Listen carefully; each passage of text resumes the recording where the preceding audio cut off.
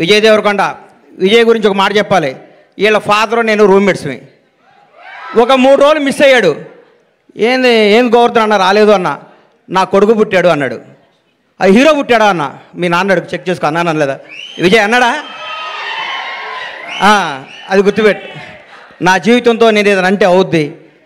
నాకు అబక్కన అట్లా వస్తుంది. నేను అంత ఎమోషనల్ పర్సన్ని. ఈ లిటిల్ హార్ట్స్ గురించి మాట్లాడతా. సరే, ఓజీ గురించి చెప్తాను ఒక నిమిషం.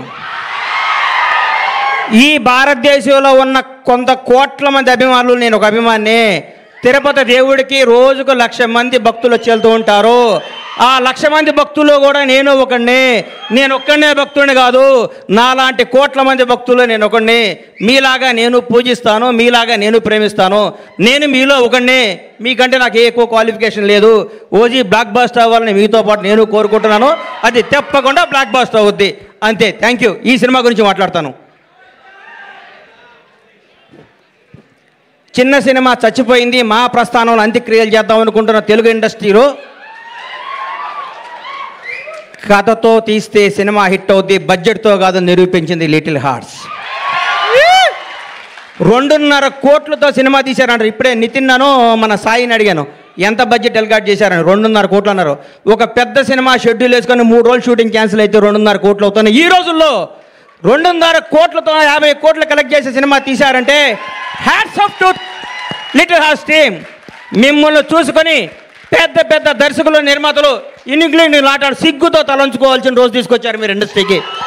నిజంగా ఇక సినిమా చూడండి, చిన్న సినిమా చూడండి.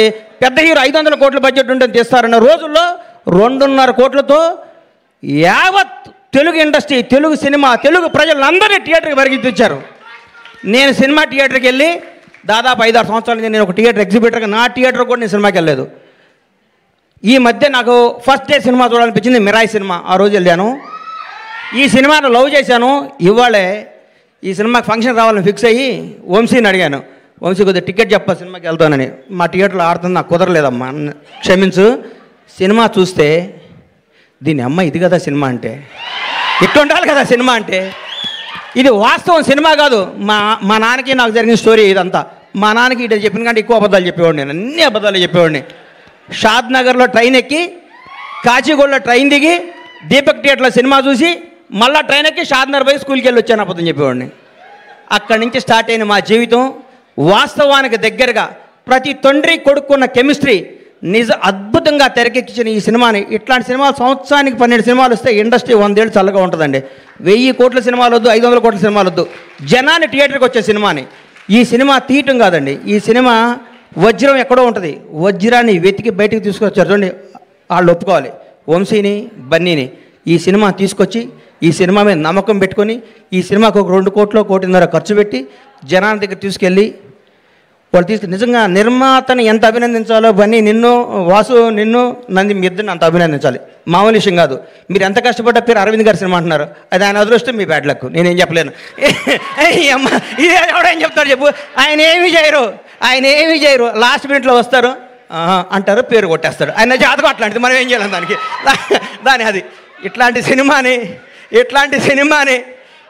సినిమాని ఈటీవీ విన్ మహానుభావుడు, గౌరవనీయులు రామోజీరావు గారు ఏ బ్రహ్మముహూర్తాన ఈటీవీ సంస్థని, ఈనాడు స్టూడియోని, రామోజీ ఉషా కిరణ్ మూవీస్ని స్థాపించారు. కానీ ఎంతమంది గొప్ప నటుల్ని, మౌన పోరాటం దగ్గర నుంచి, మయూరి సినిమా దగ్గర నుంచి, ప్రతికంఠ సినిమా దగ్గర నుంచి, ఒక 25 ఏళ్ల ముందు నువ్వే కావాలి సినిమా దగ్గర నుంచి కొత్త టాలెంట్లని, కొత్త భక్తుల్ని పరిచయం చేస్తూ ముందుకు తీసుకెళ్తూ ఎంతోమందికి జీవనోపాధి కల్పించిన రామోజీరావు గారికి హృదయపూర్వకంగా, దివిలో ఉన్న రామోజీరావు గారికి మనస్ఫూర్తిగా శిరస్సు వంచి నమస్కారం చేస్తున్నాను. ఈటీవీ సంస్థకి అలాగే చేస్తున్నాను. కొత్త కాళ్ళని ఎంకరేజ్ చేస్తూ, కొత్త క్రీమ్ని బయటికి లాగి, అందరు టీం అంతా చేసినాక లాస్ట్ మినిట్లో వచ్చి నవ్వుతూ అని అరవింద్ గారు కూడా ఈ సందర్భంగా కృతజ్ఞత తెలియజేస్తున్నాను. నవ్వకండి సార్, వాస్తవం సార్. మీ షర్టు నలగదు, మీ మనసు నలగదు, మీ హెయిర్ స్టైల్ మాలదు, మీరు